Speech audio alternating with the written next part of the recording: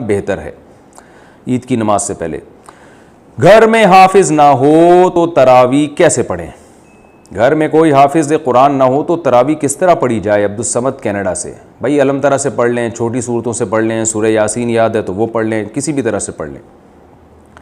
حاملہ عورت کے لیے روزہ رکھنے کا حکم کیا؟ حاملہ عورت رمضان المبارک کے روزے رکھ سکتی ہے جبکہ طبیعت خراب ہونے کا شدید اندیشہ ہو۔ محمد ہارون الرشید یو پی سے۔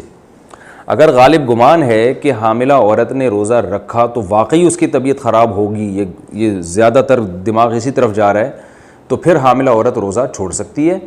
اور لیکن نارملی ایسا ہوتا نہیں ہے، اس لیے یہ کہنا کہ جو بھی جس خاتون کو بھی پریگننسی ہے وہ روزہ چھوڑ سکتی ہیں، یہ غلط ہے۔ اگر اس پریگننسی میں روزہ رکھنے سے باقاعدہ نقصان ہو رہا ہے یا ہونے کا غالب گمان ہے تو پھر تو روزہ چھوڑا جا سکتا ہے، ادروائز روزہ نہیں چھوڑا جا سکتا۔ اور یہ ڈاکٹر بتا سکتے ہیں زیادہ اچھا کہ ان کو روزہ رکھنے سے نقصان ہوگا کہ نہیں ہوگا۔